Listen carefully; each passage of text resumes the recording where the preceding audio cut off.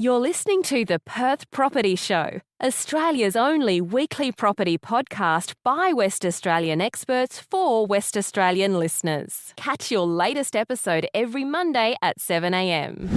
Good morning, guys. Welcome to the Perth Property Show. My name's Trent Fleskens, your host. As always, this week we are talking to real estate agent royalty. It is Vivien Yap from Ray White. Vivien is probably the most recognisable name in West Australian real estate and actually national real estate too, leading the way in sales in the high net worth, ultra high net worth space, obviously basing herself in the western suburbs. Today I thought it would be a really good opportunity to get Vivien in to give us a bit of an insight into her life story, how she got to where she is at the top of the pile in real estate in WA, and also get some insights into the very niche unique market of the western suburbs and not only the western suburbs but the top end of the western suburbs. Vivien, thank you so much for your time. Thank you for inviting me. Vivien, your story is actually quite unique in contrast to a lot of agents, but not unlike many as well. You didn't start as a real estate agent, but what is unique is that you didn't start as a sales agent in cars or finance, or you weren't a tradesman who decided that they wanted to get into property.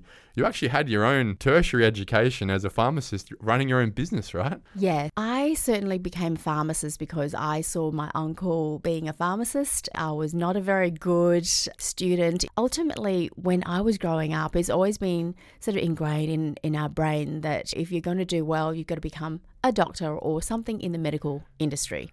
So, of course, when I was going through year 11, year 12, I just knew, okay, number one, I'm not good with blood. I just that's a would real be issue. hopeless. Yeah, I would cringe and I'll just have this panic attack if I see anything to do with blood. So I thought next best thing is to do pharmacy, and my uncle's a pharmacist. At the age of 16, I was a pharmacy assistant working as a cleaner, basically just cleaning the shelves, and you're making coffee. I also worked as a receptionist in a medical surgery as well. What then happened is I decided, okay, let's just see what my uni results come back with. My mum and dad, they were very, very good. And as much as, of course, they would love their daughter to be a doctor, I was not good enough. So I thought, okay, I'll just apply to do pharmacy. I got in straight away. Most people would suggest a degree in pharmacy and a career in pharmacy is actually something to be pretty proud of. I just had very high expectation of myself, and definitely all my peers, all my friends, they are very, very intelligent and, very, very high achievers. They're lawyers, engineers. So they didn't all end up as doctors? No, not all of them. I graduated from the School of Pharmacy in Curtin University. I worked at a pharmacy in Inaloo. I worked at Mount Hospital as well. So I had a choice of working in hospital or retail. And I did find that retail pharmacy was a little bit more fun. And from there, I learned how to do all sorts of, body piercing, ear piercing, spray tanning, makeup. It was just fun. It was just a different element in running a retail pharmacy than just being in a hospital pharmacy environment. There's a shop in addition to mixing drugs and selling drugs. That's right. And then I think when I was actually working as a pharmacist later on, we also had to work as a pre-registrant chemist, which means that you have to do 2,000 hours to learn everything about the pharmacy, or you have to then finally sit for an exam before you become a registered pharmacist as well. So from that side, I saw two different sides of the pharmacy business, which is retail, which means stock turn, which means you have to make a profit. Yes. Yep. You've got to pay for subscriptions, you've got to pay for wages, you've got to pay for the whole business side where it's all about net profit, because if you don't make a profit, you don't pay. Well, that's interesting, isn't it? You can start to see some of those skill sets that you've learned in that business space in the pharmacy and how that is translated into the work you do today in real estate, right? There's some transferable skills there. And we didn't get paid very much. We were only getting paid about $16 an hour. Yep. And then you go, okay, how am I going to save more money? Yeah. How am I going to have a deposit for a house one day? That's right. Yep. Every single hour that I worked, I was working out, okay, how am I going to buy my own house one day? But back then, you're talking in the 90s. Things were a lot cheaper then too. Yeah. Yeah, of course, it's so cheap. You can purchase a house from $50,000 to $200,000 depending on the location that you're buying. So I was counting my pennies. I'm thinking, okay, if I save for a year, I could probably have a down payment for a small investment. And in each job that I did, I was calculating, okay, if I can do 12 hours in one day, that's 48 hours in 4 days. What can I do with my 3 other days? So I was locuming as a pharmacist. So I Hustling. was working 7 days a week, saving up enough to purchase a house and eventually own my own pharmacy one day as well. So all of that was always in my mind. But at that stage, I was only 21, 22, thinking, how am I going to make it work for myself? Well, that's a lot of young people, right? A lot of young people in their early 20s right now are asking the same questions. They're just getting out of university, starting their first job and on a base salary, hoping that that job is something they're passionate about, that they can do hopefully for the rest of their life. But asking those serious questions of, if not now, when will I be able to afford to enact the plan I've got for my financial security? Looking at their $60,000, $70,000, $80,000 a year salary going, well, what are the next steps? And am I in the right career path to be able to achieve the outcomes I'm looking for as well? And obviously you were asking those questions of yourself at that same age too. I was looking at how to invest in myself with knowledge, being like a sponge of information, listening to more successful people than I am. I then looked at different suburbs where I can also afford to buy, and will those suburbs double, triple, quadruple in value in time to come?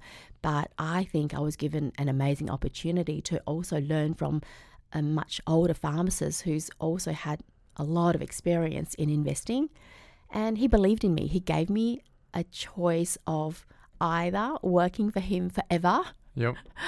or buy into the business. And I think that's what really gave me that big opening in realizing my potential as not only just as a pharmacist, but as a manager, as a leader, as well as being able to work out what is net profit. What does it really mean? It really taught me a lot of nuggets of information that I collected over the years. So your first investment? My first investment was actually buying property. I collected enough money as a deposit to purchase, smaller properties back then, but I did borrow money from the bank, and back then the property would have doubled in value 4-5 years later back then.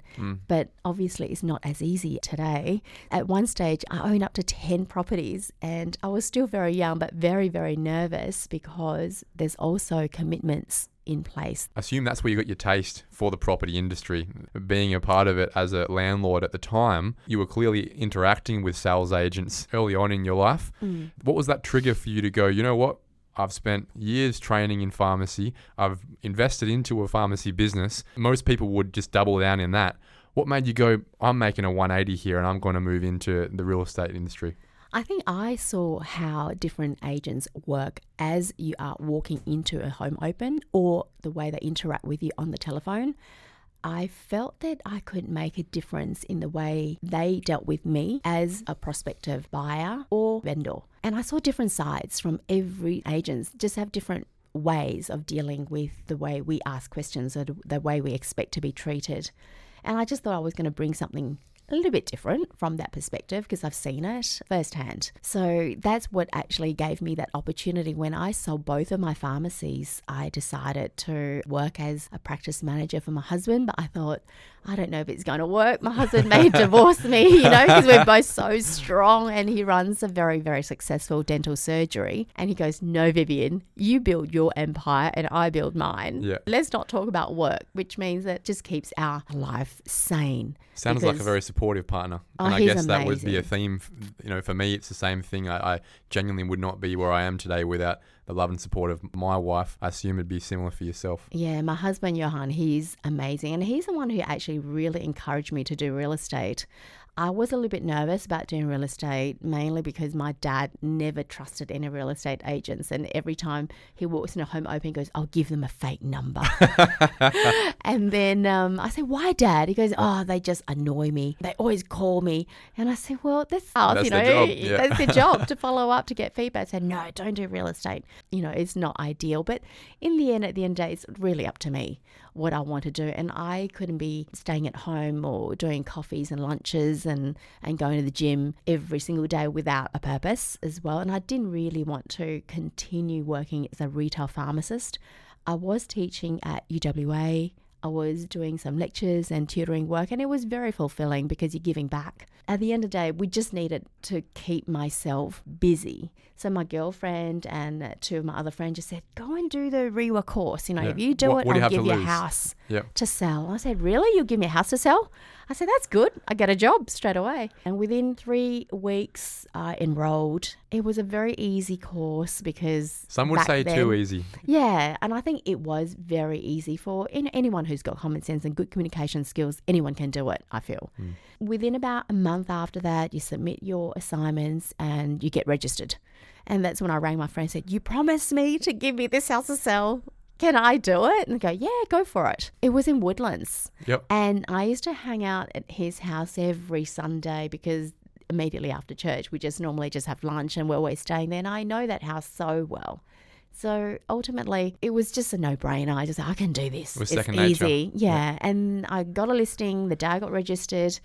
And I thought about how to prepare the house for sale, and I thought about a process, a method of sale. And back then it was all about offers campaign because the market was quite uncertain back in 2012.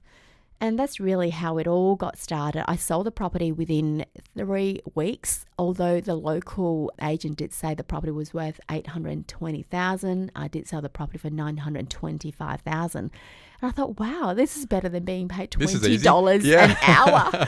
And I thought, wow, this is really good. But of course, there's a lot of work involved. It wasn't a 1-hour job.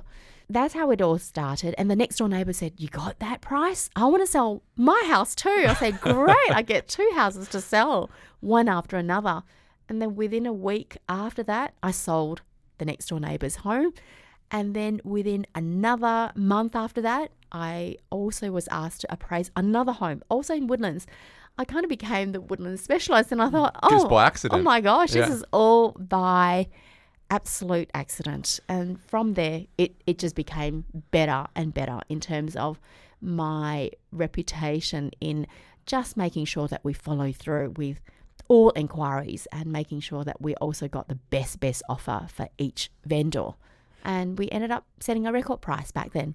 Well, I'm sure records are still being broken today, Vivien. You started in Woodlands, as you said. It sounds like it was genuinely by accident that you started in that suburb. And that leads me to ask the question, how does a novice sales agent in Woodlands end up moving to the western suburbs, a very discerning, fickle market that like what they like and they like who they know? How do you end up making that transition to what is today essentially the top of the pile in the hardest market to get into in the first place? I went to school in Hollywood High School, which is in Netherlands. So all my friends do live in the western suburbs, and it certainly made sense for me to do some homework. And I looked at Dalkeith, I looked at Netherlands, I looked at Claremont, I looked at Cottesloe. And I didn't want to be cocooned into one suburb only because people move around. And for the families who move around, they're also moving from one suburb to another that's closer to good schools, university, close proximity to either the river or the beach. So after talking to a lot of friends and talking to a lot of real estate agents, I looked at who's very successful at that time. And who was it? Willie Porteous. He's got and he sold me. It's a name that is connected to ultra high value properties in Perth and has been for 20 years, hasn't it? That's right. And he did ask me if I wanted to work for him, but I said I'd like to actually do something that is also going to benefit me later on. 2012 is when you said you sold your first home, and it would surprise a lot of people to know that in only 11 years you've gone from that accidental first sale in Woodlands to now being the go-to real estate agent for ultra high net worth buyers and therefore sellers in Perth's western suburbs. Does a lot of it come down to the fact you positioned yourself that way? Does a lot of it come down to the fact you have a grasp of 5 languages, including obviously the key one, Mandarin? Or is it all by chance? If you can pinpoint a couple of factors to achieving that mantle of being well known in Western Australia, and to be frank, the country now as one of the highest grossing real estate agents across the board, what would those things be? I think it's a combination of multiple things. It's not one thing that happened. And I think, number one, I was very lucky at the time. I did have the support of everyone around me wanting to see me succeed. And being a female, being an Asian, I look different anyway. So ultimately, I was using the fact that I am different, I am unique, being new to the western suburbs as well is also a good thing. There's a lot of families who have friends and family who are real estate agents that they've known for years and years, or relatives who've served the family for years and years. I was basically coming into the picture saying, I am new to the industry, I'm knowledgeable though, I also understand what it means to be very professional. Hardworking, if it means that I've got to work beyond 7 o'clock, 8 o'clock, 9 o'clock, 10 o'clock, midnight, 1 o'clock, I will work. And if the clients are from overseas, different time zones, I'll wait until they get hold of the time to speak to me. And I think hard work will always outshine anybody. And we're smart and intelligent, and everybody else in the western suburbs are the same.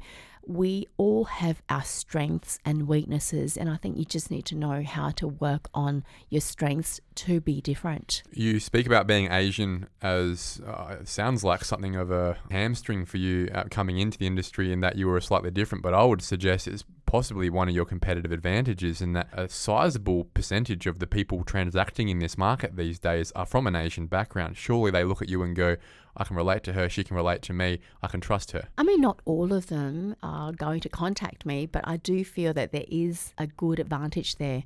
And even if they're not buying the property, they will actually come and say hello. And I just had something that just happened about 3 weeks ago. I was communicating with an Asian buyer and they just wanted advice. And that's all I did, provide them with an advice. They did say to me, that property that you are selling, we can't afford. I said, no problem. Let me help you with some information. I'll send you some options. And on the day of the auction, all they did was come in and say hello. That's all they came to do, with no intention to buy. As I walked in, they loved the property. I could see the sparkle in their eye, and I thought, wow, this is fantastic. So I started speaking to her. She goes, I don't want to buy this property, but I really love it. I said, great. Would you register your interest? And before you know it, not only she registered, she said, I'm going to put up my hand and bid and help you. I thought, when you help me, you have to buy it, you know? It's not she goes, yeah, I know, but I really love it. But I know exactly where I can stop. So that's really how it all happened. And of course, her mother-in-law was standing beside her, but I overheard a conversation saying, I'm going to help you buy this property. Every dollar you can't afford, I'm going to help you. And I thought, wow, that is a power of connecting with families who you're not expecting them to buy, but be really nice to them and just be constantly providing them with good information and good options out there. And they'll come and say hello. And that resulted in a really good outcome for all parties. Not only they were the ultimate buyer for the property, but they were also the nicest buyers out there too, and paid a record price as well. Well, I think the theme there is you never know where your next buyer is going to come from, and never judge a book by its cover, because there could always be, as you said, that serendipitous moment that connects a buyer with a house. And as you said, it's that hard work is what sets most agents apart, I think. There needs to be a certain level of intelligence for sure, but more importantly, a high level of integrity and an even higher level of hard work. And if you've got that formula, in addition to a knowledge of what you're actually selling in the market you're selling in, there is no reason any agent shouldn't be successful at some level along the curve. Let's move into talking about the market that you serve, right? And the story over the last 4 or 5 years. I always say the smart money moves first. And for me, the start of this upswing in the Perth market wasn't just around COVID. It was actually in Cottesloe in 2017 where I started to see property prices start to move positively in that area. Can you give us a little bit of a story of how the market has progressed under your watch in the last 6 years in the western suburbs with regards to the dynamic between buyers and sellers? What was it like back in 2017 and how has it progressed through COVID into today? Back in 2017, I think WA, especially in the western suburbs, was still very, very undervalued. Since COVID, we have really been put on the map. And I do feel that based on how WA is perceived, it is now a safe haven. Cottesloe, of course, has always done very, very well, but the surrounding suburbs are also starting to take suit. Like a ripple effect, do you think? That's right. And of course, whatever happens in the iconic suburbs of Cottesloe or Peppermint Grove, they're always comparing us with the eastern states, but we're still very, very cheap comparatively. Well, we're less than half. I mean, you think about that $10 million property in Peppermint Grove, it's $40 million in Toorak. And it's just so cheap in the eyes of the buyers. If they have experience purchasing in Sydney, or they are also coming from a different country, let's say if they've purchased in New York or they purchased in London and they might live in Hong Kong or Beijing. When we're talking to different buyers who have a different lifestyle, where they have children who have encouraged, mum and dad to move over to different states or different countries, depending on what uni they're going to, those are the sort of buyers that we're seeing. And sometimes with the current market, WA seems to be encouraging a lot of good executives to come over right now. With the job being offered, not only they're being paid a lot higher than back in 2017, we are now seeing a lot more buyers at the moment than there are properties for sale. And that's also driving the value in WA. That's right interesting when you speak about the amount of buyers, because I know that we're talking here about properties that are not just $600,000 or $1 million. We're talking $3, $4, $5, $10 million when I'm talking to Vivien Yap. Not everyone has $3, $4, $5, $10 million. And when we get right up above that $5 million mark, it's not likely that they're going to be more than a couple of people with that money looking at a property at that point in time. When I talk to agents at the median house price, they tell me there's 15 offers on the table in nearly every property. There's 40 people walking through the door. What's a good dynamic for you in terms of the number of people walking through the door or inquiring and the number of offers you have? If you had to think, well, geez, that property was hot, what does that look like in terms of those numbers for you at those price points? We would see anywhere from 3 to 6 offers for a property in that price range, and we will get multiple inquiries, anywhere from 20 to about 50 inquiries in a fortnight, which is still a lot at the moment. But a lot of the inquiries don't result into an actual offer or an actual viewing. They are very, very time poor. So we find that they're communicating with us via telephone first, and then they will go through the 3D tour. The 3D tour is extremely useful, especially for people coming from over east. Is that a non-negotiable, you think, these days in selling property at that price point? Yes, absolutely. And I think the video that we do also gives that feeling whether or not they want to live in that house. Is that the style of the house that people are wanting to move into? How many people are buying sight unseen or video only? Not as many as I was experiencing before, just after COVID, because of the travel restrictions. That was the norm, obviously. That was the norm, but I am still getting anywhere from 2 to 3 a year, which is still pretty good, but they normally send their relatives to be their eyes and ears for someone who's already living here. Absolutely. You mentioned auctions before. Now, auctions for me are a selling strategy that only works when a property is going to sell itself. Are you seeing many of those auctions actually eventuate at the moment? Are you suggesting to many of your clients that an auction would be the appropriate way to go? No, not necessarily. It depends on the property. It depends on the owner. And sometimes I've already got a buyer sitting in my back pocket and I will just say, there's no need to do that. We will sell it right now. And I've just done that only 4 weeks ago. I had a buyer. I spoke to my owner. There's really no need to run a campaign. Let's just do it because we will sell it today for $500,000 more. And that is how I expect the market's running in the western suburbs right now, and probably more to the point most of the time, is that because the price point is not very accessible to most people, because it's quite a small community of people who can buy a property at this price point, most of the agents will know who those buyers could be at a certain time. And it nearly becomes less of a marketing service and more of a matchmaking service. Do you find yourself sometimes just becoming a matchmaker between buyer and property rather than a marketer putting it out to a broad market waiting for phone calls? I mean, you can matchmake, but the thing is you might have 10 buyers to matchmake. And you want to make sure you are matchmaking the right buyer with the right price, so you're not underselling the property as well. And if you've got all these buyers, you've got to question yourself, are you doing the right thing? Are you underselling it when the market is so hot? Is that a reality for you right now? Do you often or most of the time feel like there are more buyers than properties available? Absolutely. There are definitely a lot more buyers right now than there are properties available for sale. And you just always have to ask the question, if you do have a lot more buyers out there, how will you deliver the best result for your seller? And always ask that question, and the answer will come, because that buyer may find fault with a section of the house, but you might have 1 or 3 other buyers all totally in love, and these are the top 3 that you're going to say, look, if everybody thinks that property is worth 3.5, is there any chance you can get 3.8 or 3.9 or just under 4 million for that property? And if you've got 3 or 4 buyers fighting for it, they might be going up in increments of 100,000 each.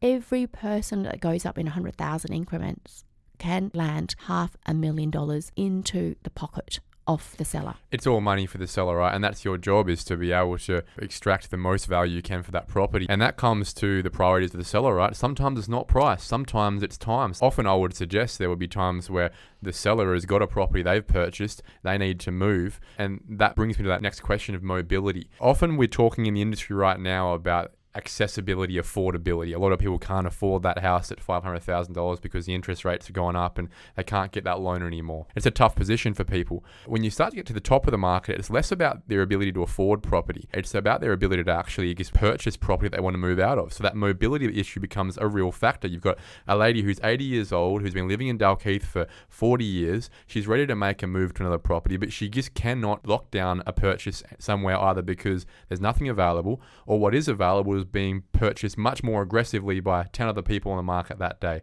Do you find that a big issue for you right now is you're doing a lot of appraisals, but many people who are wanting to sell, ready to sell, just can't because they have nowhere to move? I am experiencing that right now, which is where we're doing a lot more buy work as well. We are hunting for properties for them. We're not encouraging them to move out immediately, but we're giving them options as well. So sometimes they might not need to have a 30-day settlement or a 60-day settlement.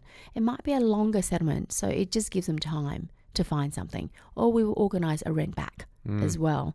And if we've got a buyer who's ready to do that, then that will be the ultimate marriage between the buyer and the seller. That's a piece of gold right there, Vivien. And I think we've been speaking about this on the podcast with Lachlan Delahunty a couple of weeks ago, is that it's not always about price for sellers. Sometimes they need that flexibility. They would rather have the extended settlement because they have nowhere to move right now. They'd rather have the option to rent back because they want the certainty they won't be homeless, ironically, after selling a $4 million house, for example, because they haven't got somewhere to move to, right? So your message to buyers at this price point would be, don't just come to me with price, come to me with terms that suit my seller. The terms and conditions just need to be rather compliant to what the seller wants in order for you to successfully buy that property.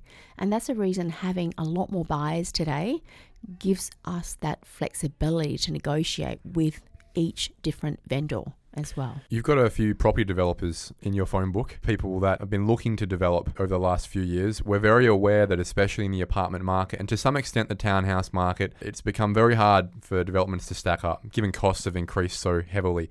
The only part of Western Australia right now where it is remotely stacking up is the western suburbs, so I assume it's not as acute as it is across the rest of Perth. But do you have a number of developments you're aware of that are sitting there on ice right now where you have buyers for them, but you just can't get the developer to get moving because of the price differential? We have a few like that, but what we're finding also is all about time.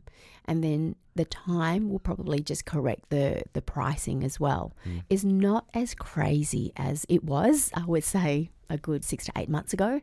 Things are actually calming down. That's a positive. I think for the western suburbs, where that real need for downsizing and infill, which is already hard enough to achieve given the political nature of the area, is prevalent. We really need to be continuing to provide options. So obviously, we just had the Challingworth development approved last week. That's obviously quite political. It'll provide options for downsizers in the area. It'll be ironic that the same people that were against the development are probably going to buy into the development as well.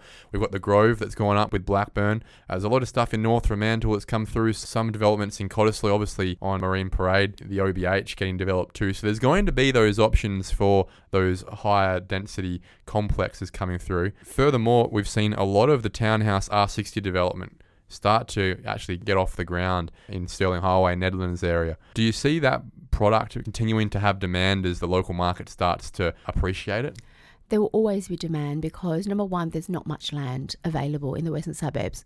For people who do want to move into the area, it's also the affordability issue. For example, if you're purchasing a property in Netherlands, Dalkeith, Claremont, the land parcel may be anywhere from 809 square metres to 1,012 square metres.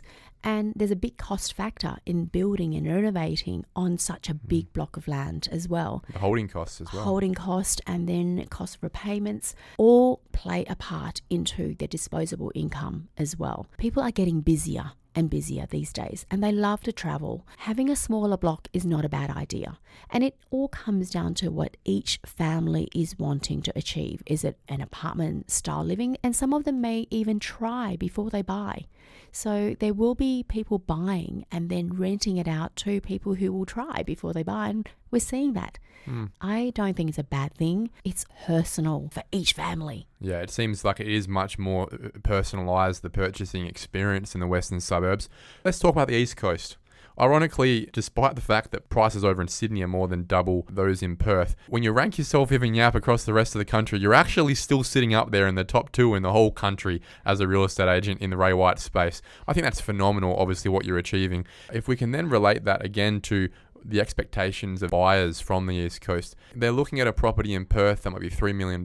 They're paying 6, 7, 8 for that in Sydney. How do the conversations work over there? Do they look at us and go, that's ridiculously cheap? I'm not very price sensitive. If it's 3 mil, 4 mil, I don't care. I'll have that one, please. I'm moving across. Or are they still very discernible, fickle buyers? Because to get to that price point, you've got to be good with money most of the time. Yeah, they're very astute buyers, and we're talking to a few buyers at the moment. And before they buy, they will travel, and it all comes down to value for them and looking at the positive factor of potential growth. We've just got so much underlying potential in WA. That's what they're seeing? Absolutely. I also own Ray White Projects, a newsletter we sent out. We were just testing to see how many people will open that newsletter when we have heading to say, will you invest in WA? We had a 47% interest, which is huge. Like the open rate, 47% rate. of people that receive the email open the email. That's right. Jeez. And if we did the same thing years ago, I'd say you might be lucky to get a 2 or 3% hit rate. But things have significantly changed, and they have seen how WA has performed. They're looking at our state being the driver of the economy. Despite the change in the increasing interest rate, that hasn't slowed people down in buying houses. They're more cautious though. I'm not finding an immediate offer to be written up within 5 minutes of them walking through the house. They will take 14 days to think about it. And I think we just need to give them time to digest what they want to do. So your advice would be to anyone selling in the western suburbs, especially at those high net worth prices, don't just market to people in Perth, market nationally. They must be marketed to people with a reason to buy here. When I talk about a reason to buy here, there must be either family here, or it must be a reason for them to be close to Asia, or they're setting up a company in WA or a branch over here, or they're changing jobs.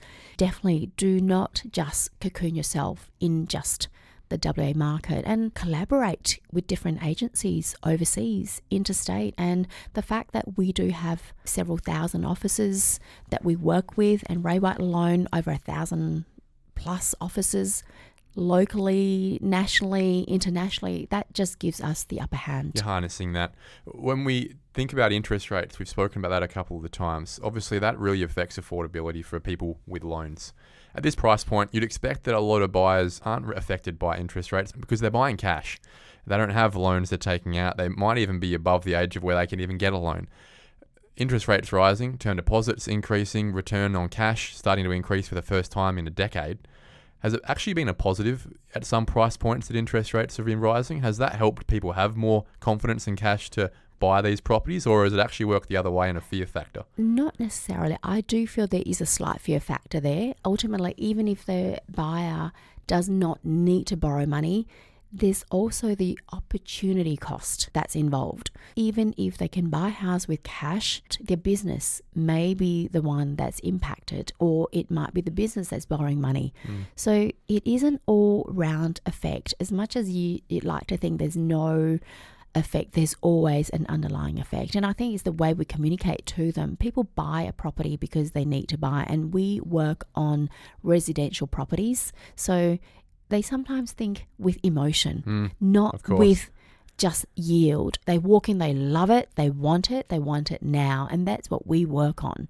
Yeah, unfortunately, it's the same thing with myself. There's absolutely zero emotion in what I do on a daily basis at work. The second I look at a property for myself personally to live in, you can't help but get emotional, can you, Vivien? Absolutely. And I think we all want to work on the emotional factor to win them over as a prospective buyer, or is there anything we can provide a solution to them if that house is not 100% perfect? Vivien, forecast for the next couple of years. I assume it's positive, but I'd like to know why. Why do you think the western suburbs, and more specifically the high net worth, ultra high net worth price points, are looking good over the next couple of years? I do see there's such good value in the western suburbs. We're talking about land parcels of 1,012 square metres. When you're comparing with the other states, we are still the cheapest in the whole of Australia. We shouldn't be, should we? It shouldn't be. And it's about time that we really get our skates on.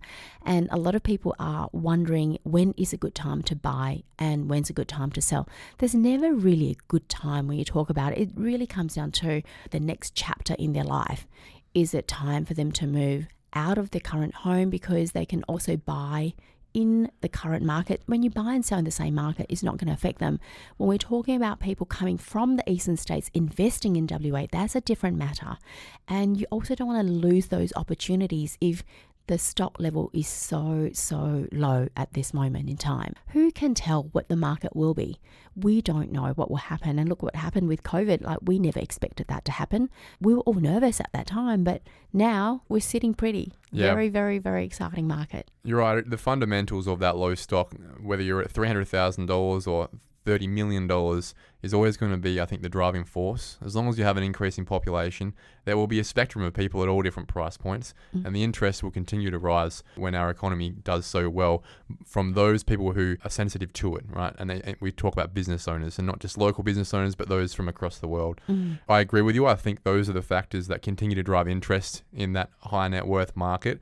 And I'm expecting that we're going to see some record prices continue to be broken again in that space over the next few years. And I'm sure you'll be a big proponent of being part of that, Vivien Yap. So thank you very much for your time today. It's been an insightful chat to learn from probably the most successful agent in the last 5 years in Western Australia.